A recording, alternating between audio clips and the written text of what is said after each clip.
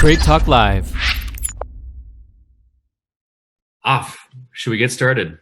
Let's go. Let's crack on. It's a beautiful day in London. It's also a beautiful day here in San Diego. They buy things to impress people that they don't even like. You do have to change the culture. The culture in the organization is the most important. It's as if reality is splintering into multiple shards. Welcome to Straight Talk Live. I'm one of the co-hosts of this fantastic not-for-profit show. My name is Rick Snyder. I'm the CEO of Invisible Edge and the author of Decisive Intuition, and proud co-founder of this show where we really explore the depths of human, digital, and social transformation. And today we're going to be talking a bit about each of those topics as we get into women in science and vaccine innovation, which is very timely for this day and age, with an incredible Dr. Asel Sartbaeva, which we'll introduce in a moment here. But first, I want to introduce our amazing collaborator, co-founder, co-host, Af Malhotra. Af, take it away. Thank you, Rick. Welcome everyone to yes, another fantastic Straight Talk Live show.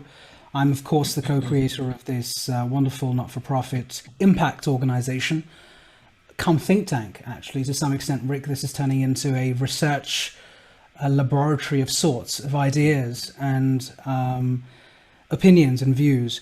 And today I'm very, very, very excited and quite humbled to have a scientist and an academic on the show who is going to tell us about a very compelling personal story, but of course talk us through what we have connected with as regular people, the idea of this vaccine that over the last 24 months has saved many of us and protected us against the COVID virus. Without further ado, let's not delay. I want to throw the ball back at Rick. You can call it a cricket ball, you can call it a baseball, you can call it a football, whatever you wish. This time the choice is yours. We're going with pickleball then. A pickleball, there we go. And with that, so Asel, do you know a pickleball? Yes, I do. Oh, see, Af, other people play it too. Okay, There we go. thank you, everyone. Okay, so I want to introduce our amazing guest, Dr. Asel Sartbaeva. Welcome to Straight Talk Live. Hello. I'm so glad to be here. Thank you very much for inviting me, Rick and Af.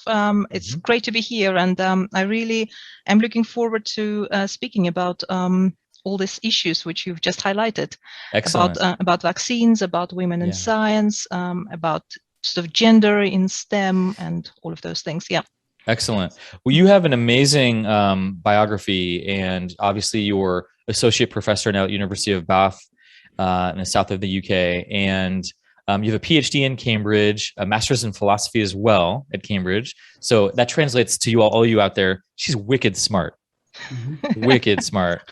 And I love that kind of diversity of, study and background.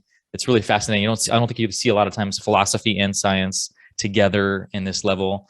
And also you're from Kyrgyzstan and a female leader, scientist. That's been quite a journey. So we would definitely want to get into that today.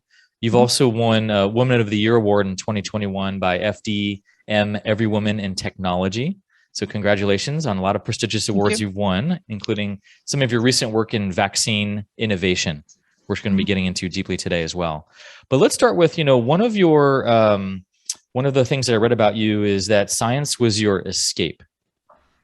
Could you say more about that? How has science been in a way, a gift for you and a pathway forward and a way of opening new doors and opportunities for you? So back in the days when I lived in Kyrgyzstan, so Soviet Union broke down when I was in high school. So I was about, I think I was about 15 at the time. And around the same time, my parents also got divorced. So it was deeply sort of personal on one hand, but also around me in the whole country, there was a big change happening. Obviously, there was a lot of excitement about something new, something new for the country, something completely which we haven't seen before on one hand, but quite scary too, because suddenly this whole world around us was breaking. I mean, on personal level, it manifested in quite a lot of hardship at the time, because both my parents just before that lost their jobs. Pretty much majority of the country, people in the country have lost their jobs suddenly, pretty much overnight. And I remember we lived quite far away from the city, so I had to travel to school by bus, and the buses just stopped running. So yeah, there was a lot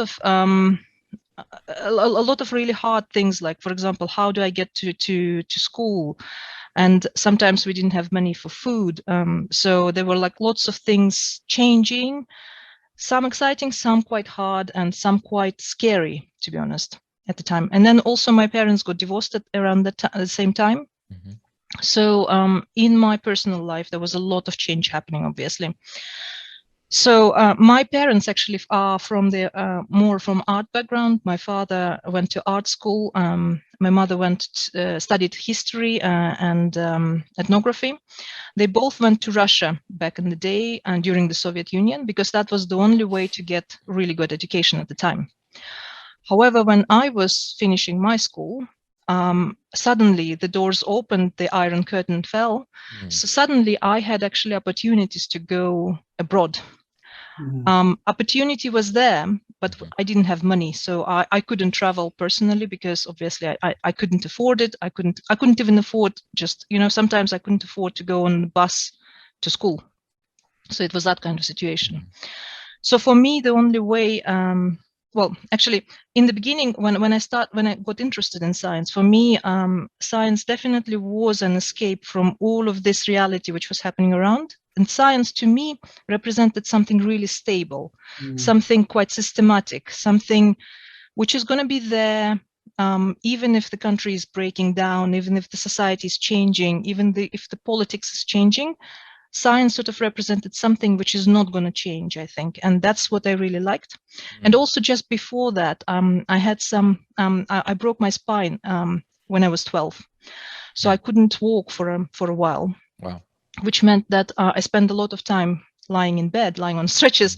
So I spent a lot of time studying, reading books, and it sort of naturally lent to me towards sort of maths, physics, and I kind of liked those subjects. So I kind of liked programming, so chemistry.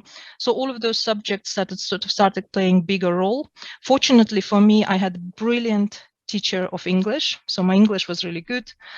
So by the time I was finishing school, I thought, where do I want to go? My mother was really pushing me to go to either philosophy or history or journalism, sort of those kind of subjects. And I think for a lot of women in Kyrgyzstan, that's where they're being pushed towards, or medicine. Medicine would be another one. I sort of early on realized that I don't want to do medicine. So this is where my mother was pushing me. But I was quite headstrong, so I sort of said, no, I wanted to do this. So I wanted to go and do science. What kind of science, I didn't know at the time, but I knew I wanted to do science. That's what I wanted to do.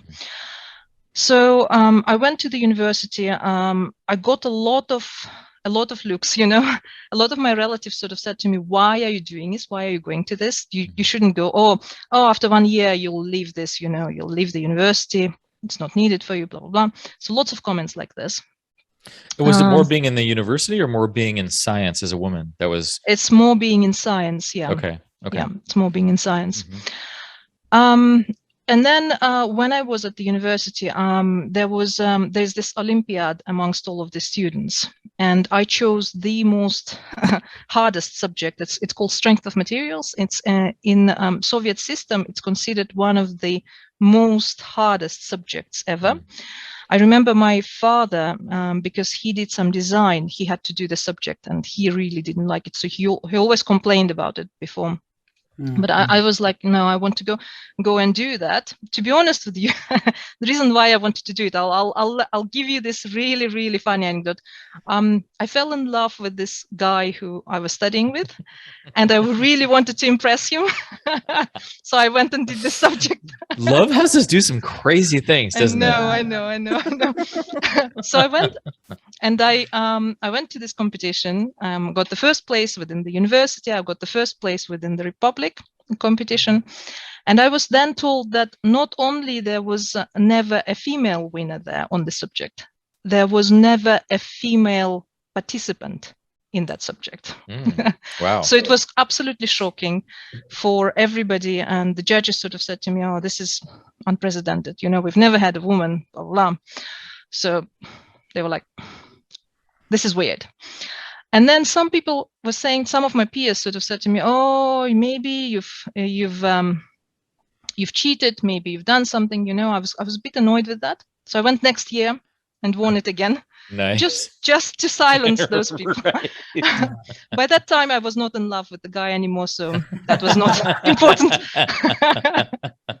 Wow. So anyway, that sort of solidified my belief that I can do this. I can definitely do this, and by the end, I knew I wanted to do a PhD. But I knew I didn't want to do a PhD in Kyrgyzstan because for the variety of reasons. So I volunteered. I started working as a volunteer for the British Council, and this is where I found a journal, New Scientist. And in New Scientist, I read an advert for a studentship in Cambridge. Before that, I applied to many universities, and I got offers, but because I didn't have money, I couldn't go. So I really needed the studentship. So this is where I applied. I got the place. I was absolutely astonished that I got it. But I was very happily went, of course, to Cambridge and started my studies in 2001. It was in Department of Earth Sciences. So completely new area for me. I have a PhD in mineral physics. So after I did my PhD, I didn't know where my science would be applicable. So apart from university, so I knew I can stay at the university. So this is what I then did afterwards. But what really was quite interesting was that then when I was thinking where else I can apply my science. So yes, of course, I can be solving crystal structures and of some minerals, for example, and I can continue doing it, which is fine.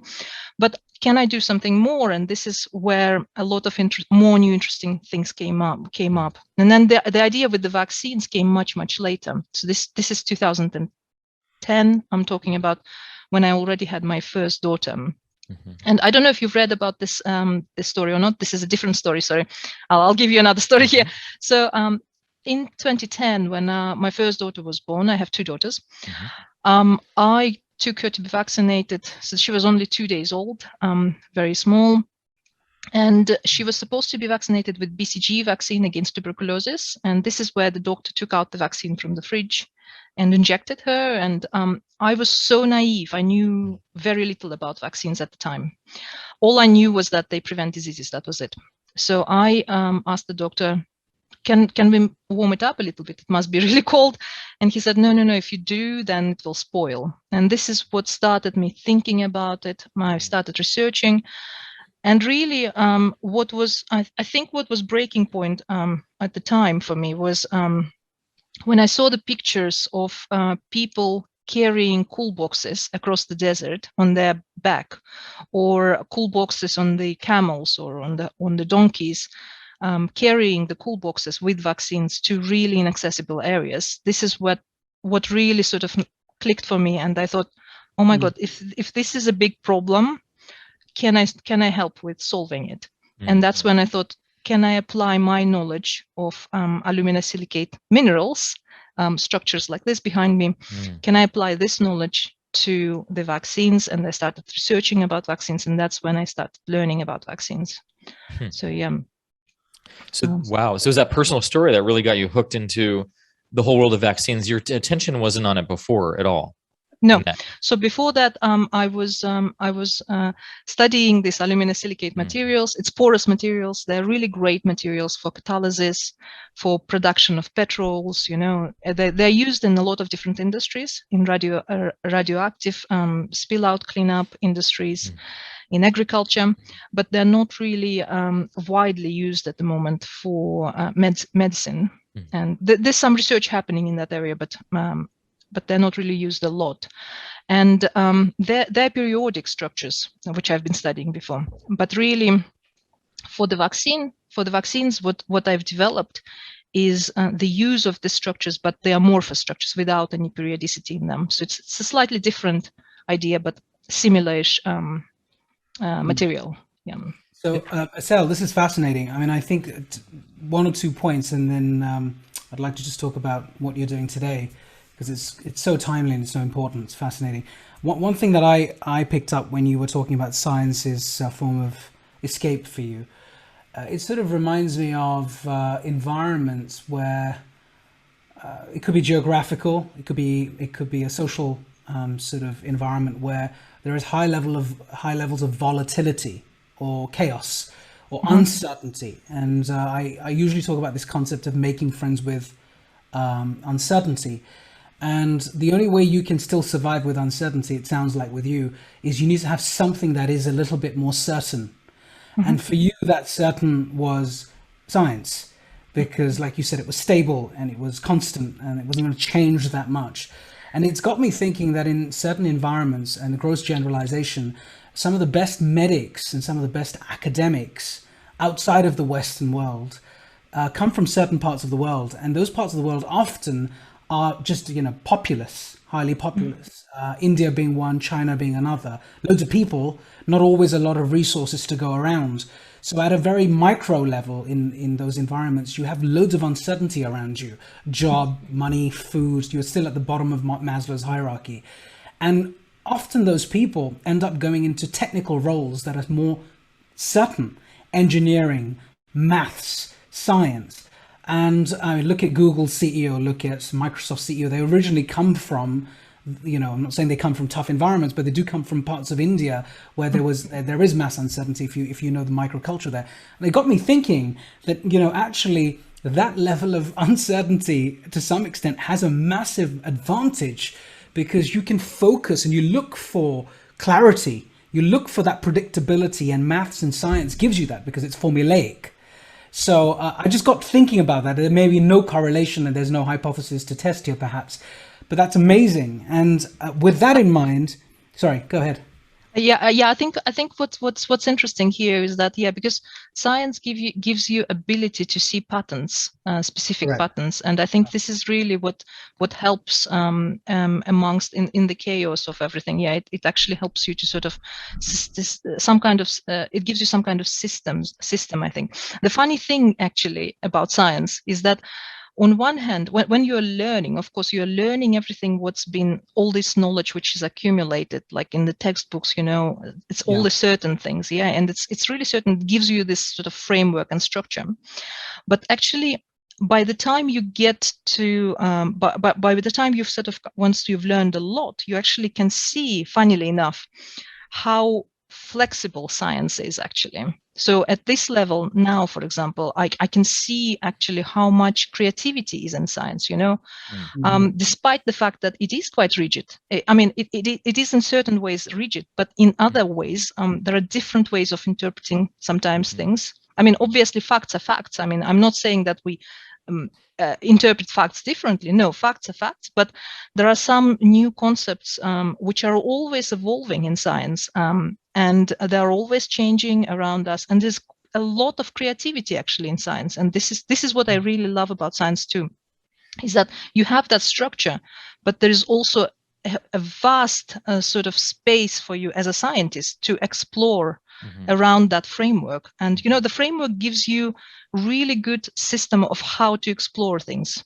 how to not just answer questions, but also how to pose questions. This is what I really love about science, is that it gives me an opportunity to pose new questions. If I answered one question, I can then think of another question. I can pose my own question, which is really great. And I love that about science. So just wanted to add that on top of the, yes, there is system, but there is also a lot of creativity, which is really great.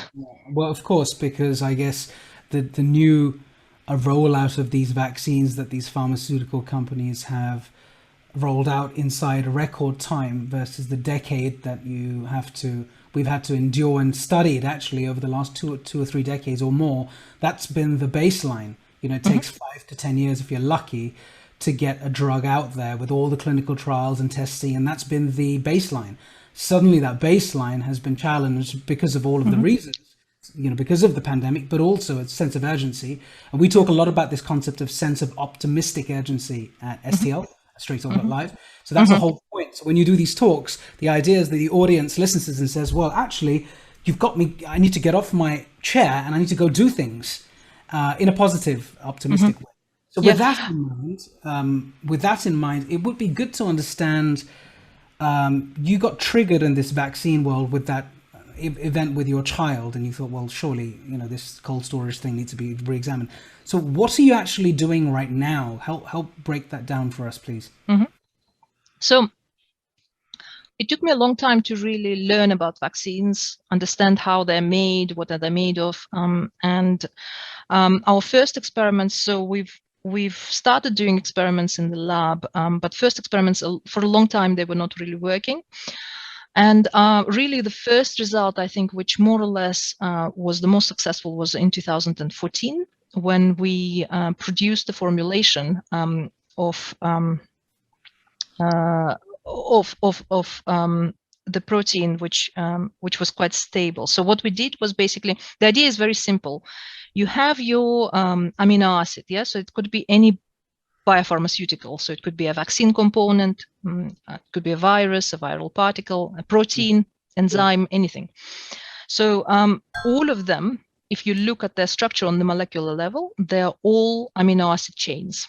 And what amino acid chains have in common is that they are all really neatly folded structures.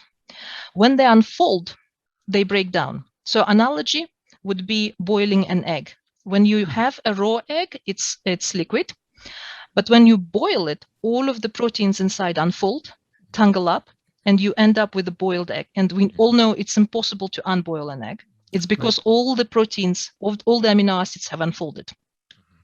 So this is what we're trying to prevent, basically. When you take your drug out of the fridge or vaccine, all the amino acid chains unfold and spoil. And we're trying to prevent this unfolding. And this is where I started thinking how I can stop this. And since I've been studying porous materials before, sorry, I'm going to wave a structure at you now. And I know it's a podcast, and I know some of you are not looking, so I'm going to describe what I'm doing. So I'm showing my fist at here, and my fist is going to represent the virus or our biomolecule which we want to preserve. We don't want it to unfold. So if it opens up, I'm opening up my wrist. So if it opens up, it breaks. We want to prevent this. So what we do is we grow our silica shell around that molecule. So I'm just putting my cage around my wrist. Now, when my wrist is inside, it can't open up easily. It can't unfold. And this is how we prevent it from spoiling, basically. That's the simple idea behind it. And you can do it on a molecular level. Do it on the molecular level, yes. We do it on the molecular level, which means that the cool thing about it is that the cage which we are building is tailor-made, which means that if you have a really large molecule, and if it's really wonky, if it's like that, then your cage is going to be that shape exactly around it in reverse. Right. And if it's small, the cage is going to be small. So it's just going to grow in the same shape as the biomolecule, Because it completely covers the biomolecule, it covers it completely, it basically stops it from unfolding, and that's how we preserve it. That's the idea behind it. And what is this allowed for as far as distribution? Is this already out there in the market? Is it still in a certain kind of beta? And what is it? And then what is the ultimate result that you're hoping for through these through this work? It's not out there yet. It's not being used at the moment. It's still under research. We've already done 2 animal studies where we've actually tested our vaccines on animals. So this was done on mice. We are hoping that at some point soon we might either move on to primates, or we might actually directly go into people. So the great thing about this method is that this material, silica, which goes around the biomolecule, it's non-toxic, it's biocompatible, it's something what sand is made of, so it's really cheap. This is another great thing. It's FDA approved already for oral delivery, so we don't need actually to wait for that regulation, which is really great. And all we need is basically just to show that the biomolecule inside stays intact. And so far, we've already done it on 3 different vaccines. At the moment, we are looking at one of the COVID vaccines. I can't tell you which one it is, but yeah, we are looking at it. And I'm hoping we will look at more COVID vaccines in the future also. Does it rhyme with Brizer? I'm just kidding. It's a joke. Sorry, I couldn't resist. Let's go back to that for a second. So at what stage do you inject this, or is it just part of the formulation upstream? So right now, what we have is we have a method of insilicating vaccine and the method of removing the silica just before it's going to be injected. Yeah. Oh, so we don't want to inject silica into people, although it's not going to be a problem, but still we don't want to inject just for logistic on people, just because people wouldn't want to have more injected into them at the moment. So what we've done so far is, we've developed 2 methods, one for insilication, one for the release. And what we are now doing is we are optimizing our methods for specific biomolecules. So for example, if you have a specific vaccine, the method needs to be slightly modified in order to accommodate each specific vaccine, because each vaccine is really different. Each biomolecule is really different. The surfaces are very different, so it's slightly different chemistries. So it needs to be optimized each time. It works very differently to different vaccines, and that's why it needs to be optimized. Yeah, but we're still in the research space. We are not quite sort of ready to start selling the vaccines tomorrow. At the moment, we are trying to partner with companies so that we actually can do it much faster, because with companies it would be much easier for us, and that's why we've already partnered with one COVID vaccine producer, and we want to partner with as many companies as possible in order to look specifically at their specific vaccine formulation, because that would be much faster. So does that mean, in other words, that assuming it is successful in X number of vaccines, are you saying you are eliminating the need for cold storage, or are you saying you need it but not as much? So specifically, this method is designed to specifically eliminate cold storage. Wow. So, for example, every vaccine which is being given around the world today, every vaccine does need refrigeration. So this is 2 to 8 degrees centigrade in the fridge. There are some specific vaccines, newer vaccines, which need freezing. So they need to go up to -80. We've seen some, yes. So for example, Ebola vaccine needed -80. 2 of the COVID vaccines, need -70 and -25. So what our method is basically doing is we are saying we can take your vaccine and we can bring it to room temperature. And now at room temperature, you can do whatever you want with it. You can actually, for example, if there is no need for a fridge, you can put it on a drone and you can send it on a drone, for example. Wow. Or you can put it in post in an envelope and send it. So it can be done now at room temperature, which is really, really great. Wow. And in theory, can this work for any vaccine? I don't think it's going to work for every vaccine. Okay. I think it's going to work for some vaccines. The reason why I don't think it's going to work for all vaccines is because we've looked at 14 biomolecules so far. It worked really well for 13 of them. Right. So we have some where it didn't, it worked, but it wasn't so good, basically. So this is what I'm trying to say. It's not as good. The yield was not very high, so that's why we sort of decided it didn't work. I see. Yeah. And do you think this is a really, really important conversation, because it's about saving people's lives, and anywhere in the world, frankly, especially as, God forbid, the climate doesn't overboil, but the environment's getting hotter, right? Summers are getting hotter in all parts of the world.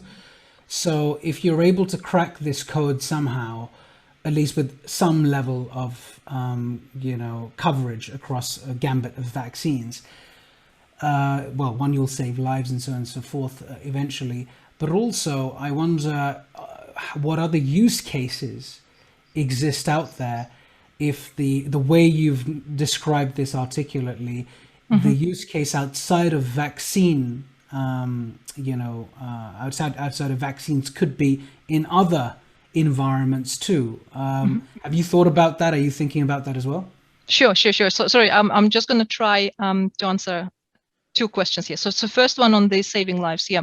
So pre-pandemic, before COVID started, we were not. About 1.5 million infants around the world were dying from vaccine preventable diseases. So it's infants. So these are children up to 5. It's infants who did not receive life-saving vaccines. So if they received these vaccines, they probably wouldn't have died. In terms of all population, if you take adults into this equation, also that's 7 million. 7 million every year. So this is how many people were dying from vaccine preventable diseases. So a lot of the times, the reason why we can't deliver vaccines is this dependence on cold chain. So for example, if you look across the, so this is WHO data, across the whole globe, up to about 1980 was the time when the vaccination rates with DTP vaccines were growing across the world. And then from about 1985 until now, until today, they sort of leveled. And the reason for why they leveled is because, yes, we can really easily deliver vaccines in Western countries. We can easily deliver vaccines in middle income countries. But really in the poor countries, the vaccination rates are as low as 10% or sometimes even lower. I mean, that's ridiculous. This is now when we have really good vaccines, which really save lives. So this is the thing. This is really the area where I think we can really help. So we can bring that from 83 to 85%. We can bring it up to 100%. So that area is really where we are targeting. We want to be able to vaccinate that 20% of children who do not get the vaccines basically today, because we just physically cannot deliver those vaccines to them. That's just the thing.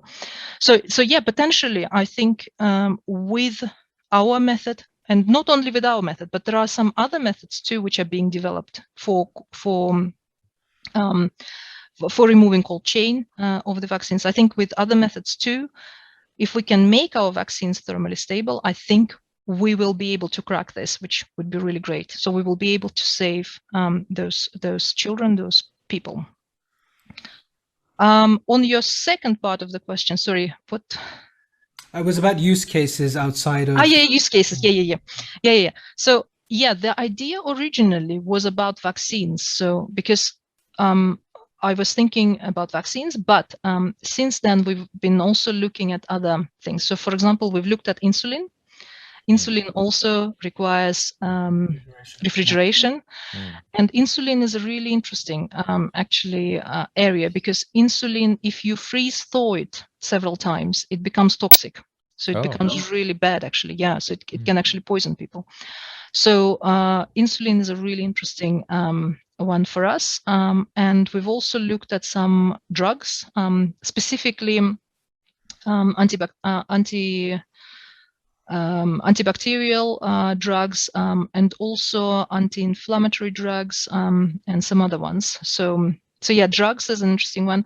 Anti-allergens is another big area. So lots of people have seasonal allergies.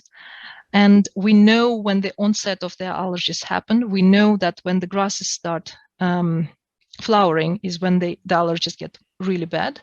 So one of the idea which we've been playing about was if we can silicate the allergens in very small doses and start giving those tablets to people 3 weeks before the blossoming season, we will prep the body, we will prime the body, and they will not get such a bad allergic reaction. So that was another thing which we've been playing and thinking about. So yeah, there are lots of actually very niche, interesting areas. We've also been insilicating bacterial spores for construction industry, for example. So yeah, there are lots of areas where this can be applicable, not only vaccines. How big is your team? Because it sounds like there's so many different projects and applications. And so I wonder about that. I also wonder competition, because sometimes people don't play nicely, including and especially in science also. I'm sure you've seen some of that too up close. So how does that work in terms of real collaboration versus, how other agendas might get in the way too? What have you seen firsthand? So in terms of my team, it's ridiculously small, too small. So I've graduated already 4 students who worked on this project. I've graduated some master students, about 20 master students who worked on this with me. I have 1 postdoc at the moment and 2 PhD students. So it's very small. We always don't have enough hands, basically. So yeah, we're always looking for more people. But obviously, we need funding to be able to have more people. So that's really the constraint at the moment. In terms of you were asking about competition. So I actually love my competition because, as I said before, it's such a big problem, and we are definitely not going to be the silver bullet. We probably will be able to solve some cold chain for some vaccines, but we will not be able to solve it for all of them for sure. Right. That's why I'm really, really glad to see actually other groups. So there are groups all around the world who are looking at this. There are groups in US. There are several groups in US. There's a group in Australia. There are a couple of groups in Europe who are trying to solve this using other methods, so using PLA, using sugar glass and other things. So there are lots of interesting ideas. So I think it's actually great that we are all trying to do the same thing. Yeah. Asel, are you collaborating with international markets as well, international regions and your opposite numbers in different parts of the world? Always. Yeah. So at the moment, I have an active collaboration in Indonesia. So I have 2 people I'm working with who are pharmacists. They work in pharmacy and pharmacology. I have several collaborators in US. I have a great collaborator in Newcastle here, who help us with animal work. So yeah, always collaborating with people, definitely. Yeah, I've just got very recently, a couple of weeks ago, a letter from somebody in US, from California, who wants to collaborate, and I'm hoping we will do something interesting. Yeah. I have one more question. I'm sorry to take you down this path, but I'm sure people are thinking about this, given that you're an academic. Assuming this stuff works and it all goes really well, and whatever time cycle that may be, what are the commercial gains for academics these days? I'm not familiar with that model as much. So the method is patented. So we've already applied for 2 patents. We've already been granted. One of the patents has been granted. The US one has been granted. We are actually in the process of applying for a 3rd patent at the moment. So we have protected the IP. And for many years, my TTO here, the technology officer at the university, has been pushing me that we should do a spin-out company, we should do something commercial, blah, blah, blah. And it took me a really long time. I was resisting for a long time, to be honest, but it looks like we are going this way. In fact, I was just going through a workshop about the commercialization. So yeah, we will be spinning out, because a lot of the big pharma companies, especially, coming back to us, and they're saying, we want to work with a company. We want you to be a spin out, because they don't like working with the university. They're saying universities is too slow. So they want to work with the company. So it looks like we're going that way. Yeah. How exciting. And are you going to be part of that, or you'll continue doing what you're doing, or undecided? I'm going to stay at the university. So I'm not planning to be on the business side. My involvement is going to be as a scientist rather than I'm not going to be doing because I'm not trained to do the business side. So I'm going to leave it to people who know how to do it. Yeah. Wow. What sort of time frame are you looking at, all being well? When do you think you'll start to deploy this so people can benefit from this? I think the thinking at the moment is that we're hoping that by the early next year, we're hoping to be in a good shape to actually start talking to pharmaceutical companies, to the vaccine manufacturers, seriously about actually looking at the licensing deals and looking at some investments into this company and all of these things. Yeah, so at the moment there's a lot of prep work going on with the university, but we're hoping that by the early next year we should be in place. Yeah. And remind me, what year did you start this vaccine? So the idea came to me in 2010. Okay. The first successful experiment was 2014. Okay. 2013-14 approximately. Yeah. Again, there is a funny story connected to this. So I was so for many years, so from 2010 to 2014, it was just an idea in my head. So I sort of had this, and I talked to a lot of people, and I entered into this. Into the L'Oreal fellowship, for which I was shortlisted, but I didn't get it. But because I was shortlisted, the university ran a press release about it, and even though I didn't win it, actually, I got a phone call from Google X, and they invited me to their conference, which was called Solve4X conference, where they were looking at big sort of global challenges around the world. And they only invited 18 people from all over the world. So I was one of those 18 people, which was just incredible to think about. So they invited me to come to this conference, and they sort of recorded a talk at the time. And the idea was that they also wanted to look at the investable ideas. So they wanted to see if this would be investable. At the time, it wasn't, because I really didn't have results.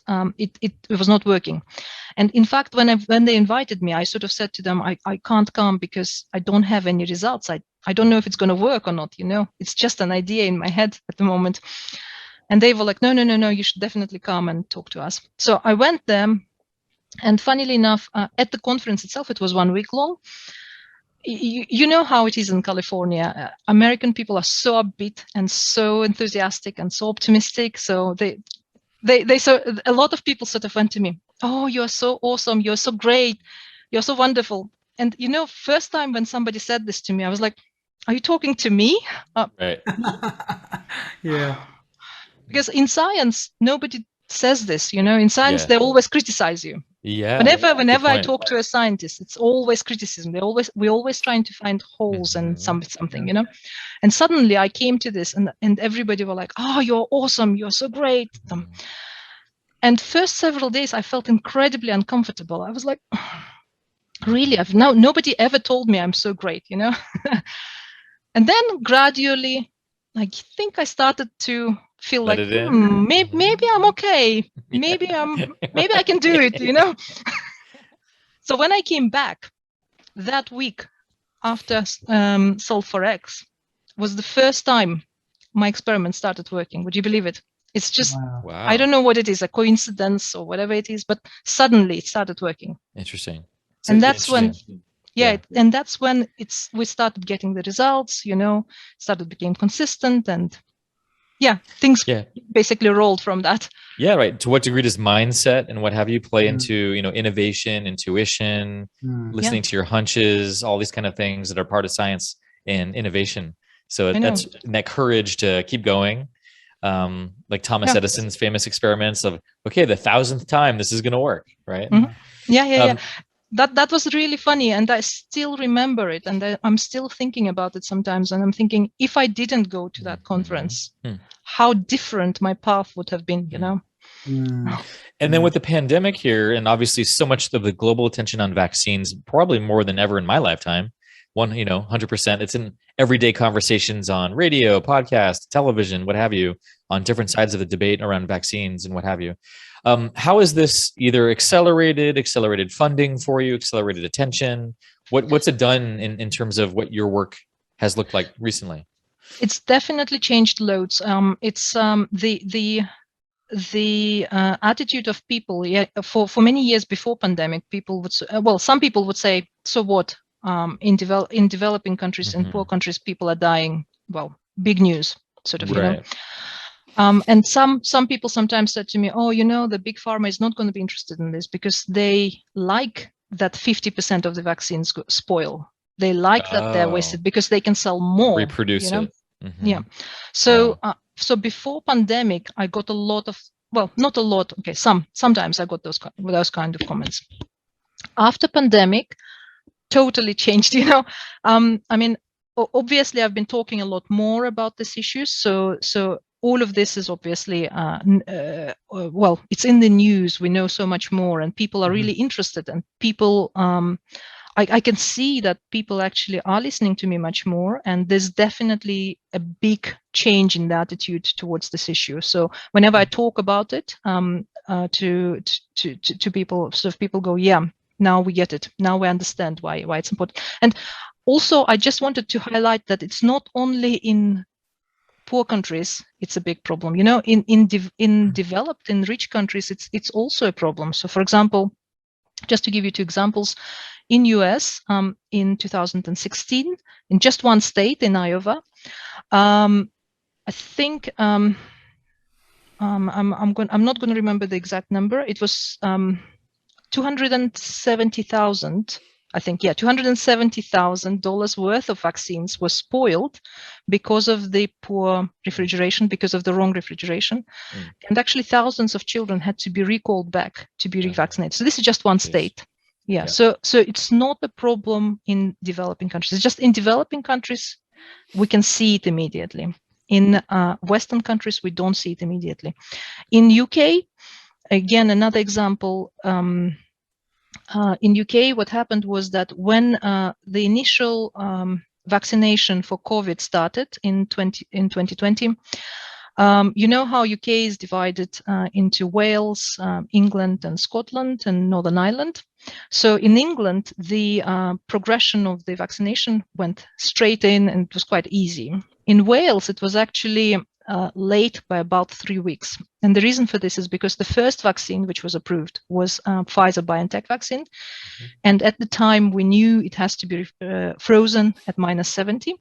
And in Wales, there were only 2 centers which had this kind of freezers for suitable for those temperatures. So just transporting it around Wales was impossible. It's very rural also. That's another thing.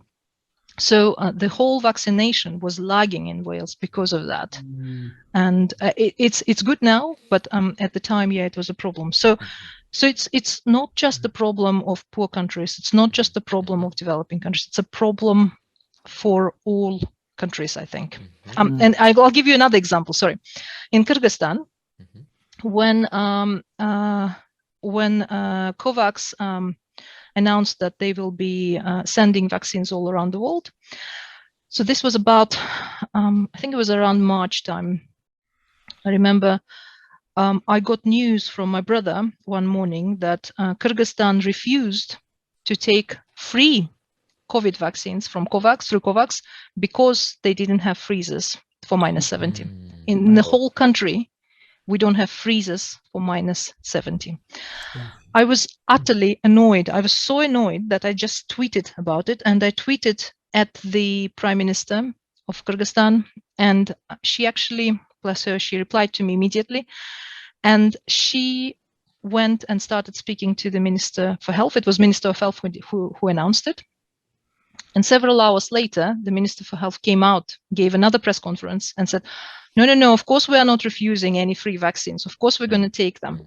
But I was furious. I was writing to them and saying, look, COVAX is going to provide you with freezers. Do not refuse, please. Do not refuse. Just say yes. Take them. So, I mean, here we have the whole country, 7 million people not being able to be vaccinated because they just didn't have a freezer. I mean, this is ridiculous, isn't it? What happens if the vaccine? Sorry, I'm going back. My mind's playing on your formulation and the way you described how your solution actually works. What happens? Sorry, I'm asking you a very simple question, so your big brain has to let me off for a second. Let's go back to the analogy of the egg, right? and you're boiling the egg. And so I get it. Once the egg's boiled, you can't unboil it, right? I mean, you can't go back to the original state. So what is the your solution? What is it saying it's doing? Is it saying that it's taking it to the boiled level? So it's unfolding is when it's boiled, correct? So okay, let me unpack this. Yeah. Basically, when I talk about the unfolding of the proteins, unfolding can happen at elevated temperatures. You don't need to boil. So if you take your vaccine, it would spoil if you just take it out of the fridge, basically. Yeah, you don't need to boil it. If you boil it, obviously, it would spoil even more. Yeah. Higher temperature, basically. Yeah. Yeah. With the egg, egg is just an analogy, but with the egg, what happens is that because we are boiling, because we are bringing it up at such high temperatures, all the proteins unfold. Pretty much all the amino acids have unfolded. So we just brought it to a different thermodynamic state, basically. And then it's stable at that thermodynamic state, but it's different. It's just slightly higher. Sorry. I'm not going to go into all of those No, that's details. fine. So that means the room temperature doesn't allow all of the protein to unfold. In an egg or in a vaccine? Either or. So what is it saying? It's basically keeping at a level so it's not fully unfolded, or so when you use my method, the insilication, basically it's the cage, it's the silica cage, which is preventing your protein from unfolding. So it can't do this because you have silica. So you're basically encased it. Yeah. So you made it. You put like a casing around it, and that's what's preventing it from unfolding. Yeah. And when you inject it, how do you get? You said remove it. How do you remove it? So because this is where it's clever chemistry. So this is where we have our biomolecule, which is an organic molecule, and this is inorganic. So it's really, really different materials. So what we do is we chemically attack this material, but we don't attack this material. So basically, we're playing on chemistries here. We have another we have a release solution, which basically it's designed to attack this silica. And what it does is it breaks this, and then we're just left with the protein. So we're left with the mixture of silica and the protein, and then we just separate them, and then you can use your vaccine or protein for injection, for example. Yeah. That's amazing. Fabulous. That's amazing. We do have a question coming in from Facebook live. And so the question for you is, thank you so much for your amazing work, first of all. Thank you. This person must be from California. And they ask you, I'm curious, when you think of your vaccine solution, when you think it may be implemented, and what level of adoption do you expect from pharma companies? Thank you for your question. As I said, we don't think we will be able to use our method on all vaccines. And in the same way, maybe not all pharma companies will adopt our methods. So that's fine. So what we really want, in the beginning, before pandemic, I used to say, if we can do it on one vaccine, I'll be happy. The goalpost has changed now. The goalpost is now I'm saying, if I can do it on at least 5 vaccines, I'll be happy. So if we can solve children vaccine, infant vaccines, there are a lot more than 5 of them, actually. But if we can solve at least half of them, that'd be great. And also, if we can solve COVID vaccines, this is where I'm going to be happy. This is my goalpost at the moment. It may change again in the future. But just to be clear, it's not a silver bullet. It's probably not going to work on all vaccines. And that's fine. That's fine. Right. Could pharma be a potential source of funding for any of your work? Yes. So this is what we are trying to do at the moment. We're trying to reach pharma companies, and we're trying to, we will be then trying to convince them that our method is what they need to at least try. Because the great thing about our method is that it's applied on existing vaccines, so they don't need to reformulate the vaccine. They have obviously a line for production, and all we want to do is we want to add our method at the end of that line, and that's just going to be adding one more step. So it hopefully should not be very expensive for them. Obviously, it's going to be some expense in the beginning, but it's not compared to how much money we're going to save on not refrigerating vaccines, it's going to be nothing. And this is what, we will be trying to convince them that this is the method they want to use on their vaccines. Yeah. I guess there's a green story here as well in terms of the amount of energy consumption on -70, -80. It's a little bit like blockchain, Bitcoin mining, right?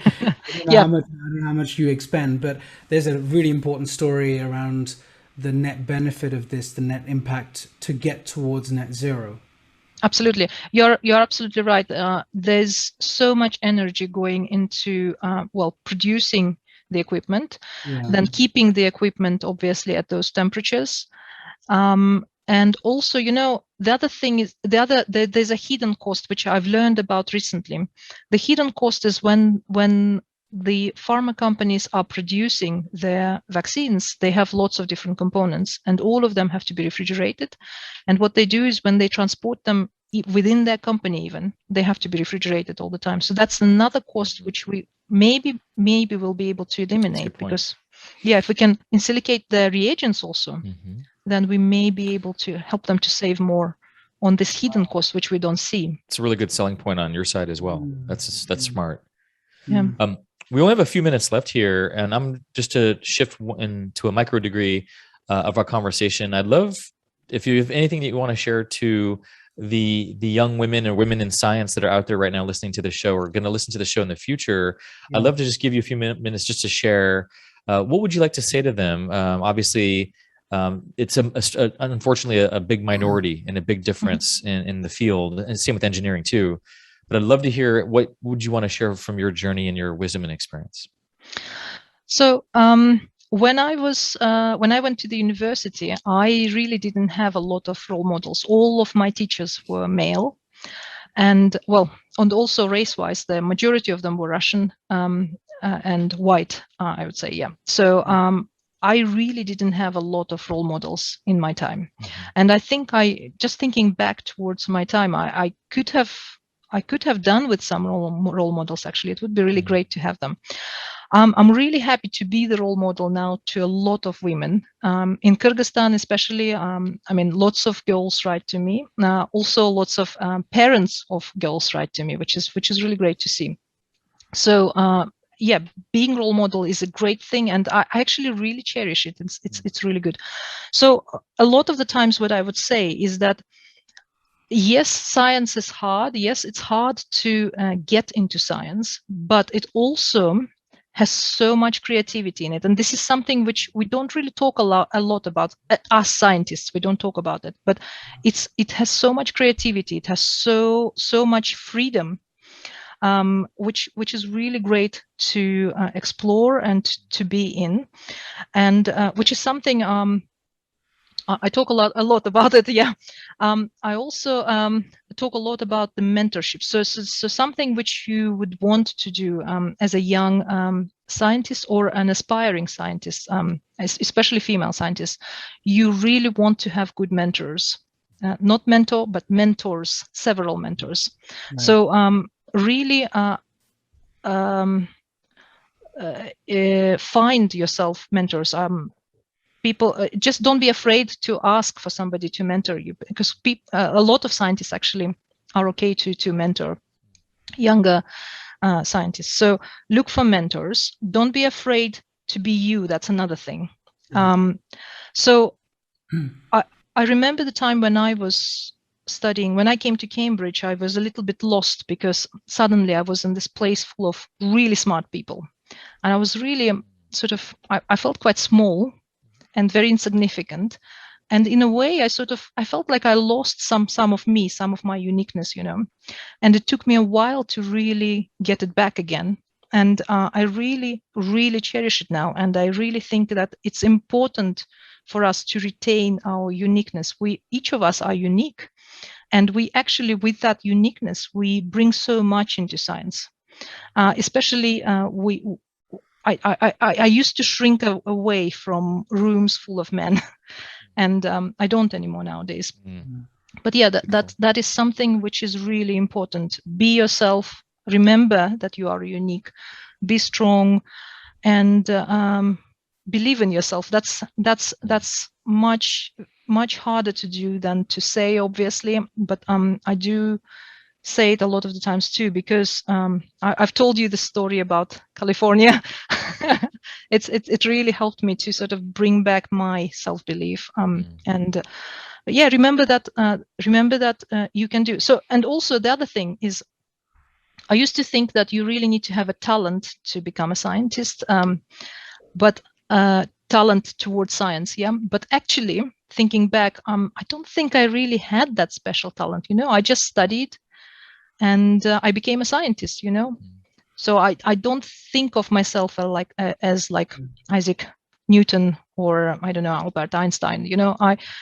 But on the other hand, you don't have to be Isaac Newton or Albert Einstein to become a scientist and to become a successful scientist. So yeah, self-belief. Remember your uniqueness. Be strong. And don't shrink away from science, because there's a lot of creativity in science. And I can imagine we need multiple perspectives and diversity of perspectives more than ever today. And Absolutely. So that actually, it's contributing to the field, and that's more obvious than ever, that we need to get out of our, that old white male kind of frame into much more diversity in so many ways, to help with all the challenges that we are facing on a global level. So, well, I always talk about my very strange approach, unique approach, let's say. I'm coming from physical sciences, but I am trying to solve a problem in medicine at the moment, and I'm not afraid to look outside the box to find solutions outside the box, and through diversity you will actually get the same thing. You'll be able to do this now when you will grow into scientists. Can I ask you one last question? It's to do with mindset again, and why people do what they do, because that is a very important aspect of any profession, any field, really, no matter how complex or technical or softer it is in its nature. What is your view on, let's look up 10 years, that's a good horizon. Where do you see the vaccine industry going, given what you've studied for the last 5 or 6 years and so on and so forth? And I'm sure you'll continue to innovate in this space. What are you hopeful for? Where do you see it going? You can answer the question as in whatever way you want, but it's been interesting to know whether you see it's going to be the same form factor, but a few little innovations here and there, incremental, or do you see seismic change over the course of the next decade? I'm an optimist, so I think my view is that it's going to be a huge change. So I think we keep talking about personalized medicine. I think we are moving towards personalized medicine for sure. And I think we're going to see an enormous change in this area. So what I really want to see is I want to see disease eradication. Because you remember we were able to eradicate smallpox in 1970s. The reason for this is because the vaccine for smallpox was thermally stable. We almost eliminated polio. Polio today is only met in 3 countries around the world, and again we have a room temperature stable formulation of polio vaccine.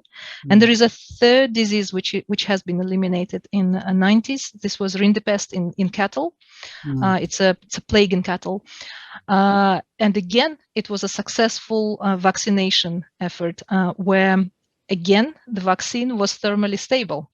So basically, if we can crack this thermal stability of vaccines, I think we will be able to crack that last mile leg problem for the vaccines. And I'm hoping we will be able to bring the vaccination rates from 83%, where it's been plateauing for 3 decades almost now. We will be able to bring it to 100%. And if we do, then we are talking about eradication of the diseases. So this is where I want to see us in 10 years. I want us to be seeing eradicating diseases. COVID obviously is an obvious example at the moment, but also I want to see diseases such as measles, mumps, rubella to be eradicated. I don't want to see anybody getting those diseases. So this is what I'm hoping we will see in 10 years. Wow. Very inspiring. I mean, your personal story, your passion, your conviction, your contribution to the world, and how much I can tell it feeds you, it serves you, and it's coming forward, and you're at the right place at the right time, the right person. And I know you'll attract the right funding and the right support as well. In any ways that we can help, as far as promotion and relationships and those kinds of things, let us know. That's what we're all about here at Straight Talk Live, is strengthening networks especially our network. So you're now part of the tribe. Fantastic. Thank you so much. Thank you so much for having me. And amongst the listeners, if you can help us in any way, please get in touch. I'm in the University of Bath. How should they get in touch with you? If you can tell them where to find you. Email would be the best way. Yeah. So you can find me by Googling my name on the website. You can find me and write to my email. Email would be the best way. Or Twitter. I'm quite active on Twitter too. And what's your Twitter handle? It's at Asel Sartbaeva, one word. Asel Sartbaeva, one word. Yep. And then we're going to put that on. We're going to have a speakers page on our website, straighttalk.live. So we'll put your profile up there, and we'll put any links, any email addresses that you are comfortable putting on there. Let us know, and we'll get that going too. Brilliant. Thank you so much. Thank you so much for having me. I enjoyed that. My pleasure. Good. Excellent. We'd love to have you back when you get to the next milestone. Just to personally, we'd love to track that progress and let the audience know how you've progressed in whatever direction you've gone in. So I'm sure you'll be very busy by that time and be a superstar. But no, we have a date. Yeah, we have. Hopefully, you'll remember us, Asel. Yes, exactly. I'll come back. If you invite me again. Wonderful. And hopefully, I'll get to see you on the pickleball courts in Bath pretty soon. So I love pickleball. I've just started playing. Okay, I'll bring my racket. I'll bring my paddles. Okay, it's on. Yeah. Okay. Great. All right. Thank you all. Thank you. Have a great rest of your day. Talk to you soon. Bye-bye.